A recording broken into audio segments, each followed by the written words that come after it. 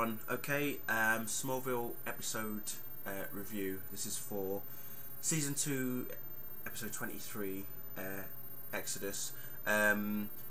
Before I actually go on to the review itself, there was just to say that obviously, as most of you know, we were supposed to watch the latest episode of Smallville from season 9, titled Disciple, this Friday, but it's been pushed back a week because pretty much the majority of television networks in America are taking part in the Help for Haiti telethon, so that's pretty much going to go on throughout the rest of the night over in the States.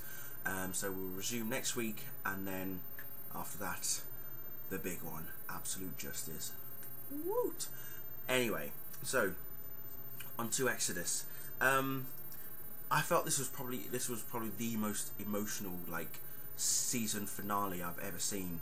You know, I look back at all the season finales that I've seen, and this one definitely has to be the most emotional one.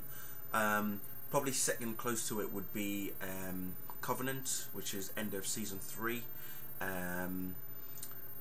But this one was definitely really was emotional. Clark has an idea to destroy the ship, because he's hearing Jor-El's voice in his head saying that, you know, it's time, your destiny, you know, this is it now, you know, there's no ifs and buts about it anymore. It's time for you to fulfill and accept your destiny, whether you like it or not. And the first thing we see is the Kryptonian symbol pretty much just burnt into his chest. I mean, I cannot even imagine the pain he must have gone through as yeah, the symbols being burnt into his chest. I might get that done one day as a toe, I don't know, maybe.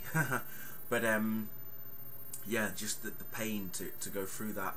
It was basically Jor-El saying to him, "This is it, Kal-El. This is who you are. You know, you can't escape from it. You know, you're not human. You're not from Earth. You're from Krypton. You're an alien. You know, you're an entirely different species altogether." As far as Clark is concerned, he lives in Smallville. The people that he loves are in Smallville. You know, but now, you know, I look at that episode. I look at, you know, watching him in season 9. They are two completely different people now. You know, the Clark Kent of season 2 compared to the Clark Kent of season 9, totally different now.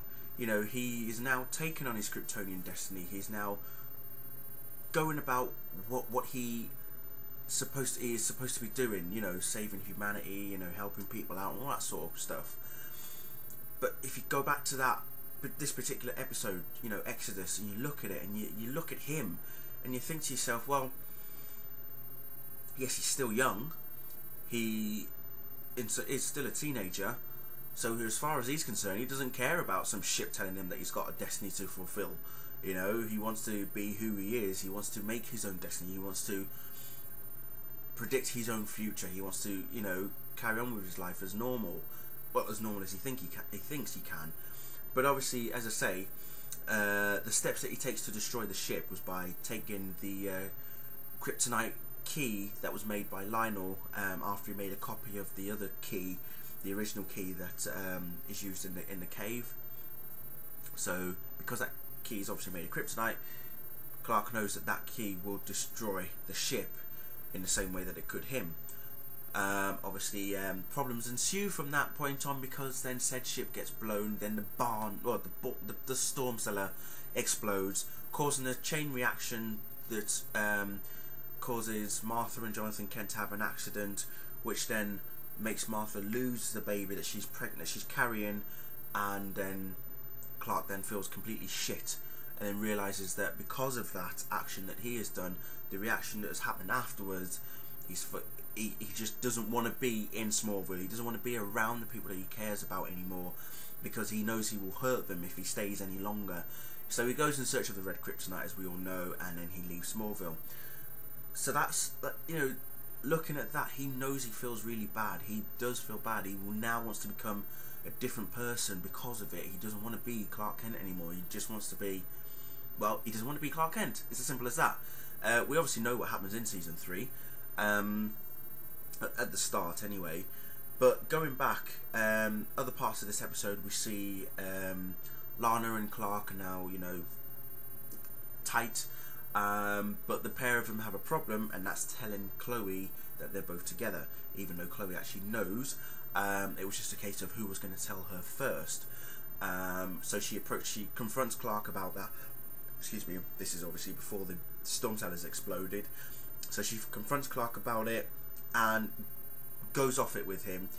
And what we then see is just towards, you know, as the episode is ending, we see that she's having a chat with Lionel Luthor to go ahead and do investigations on Clark, because obviously he approached her earlier in the season and she refused flatly to not, you know, spy on Clark kind of thing. But this time around she's had a change of heart. So there. Lex is getting married to Helen. They then leave for their honeymoon. However, Lex wakens up from what appears to be a drug spike in his champagne, and plane is plummeting towards the ocean. Oh dear, things bad are going to happen from there. What else? As I say, Jonathan and Martha Kent are expecting a new baby, but obviously because of what Clark did, baby's no longer going to be born. Yeah, very, definitely emotional, I felt. Just Clark wanting to take control of his own destiny, not wanting to be told what he wants to do.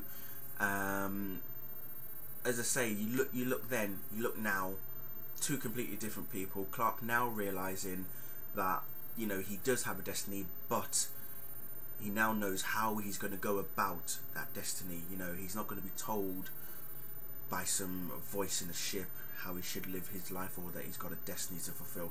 Obviously, we know what happens in season 3. We know what happens at the end of season 3, at the beginning of season 4. So it all pretty much goes on from the end of this season, from season 2, the end of season 2, right to the beginning of season 4, is the whole Jor-El and Clark fighting against each other. You know, but as I say, definitely an emotional episode. So I'm going to leave it there. Just going to quickly just let you know that obviously next week Smallville does return. I'm not going to be here. I'm going to be in Aberdeen visiting some friends. So I'm hoping that I will be able to watch the new episode of Smallville and do the review straight after.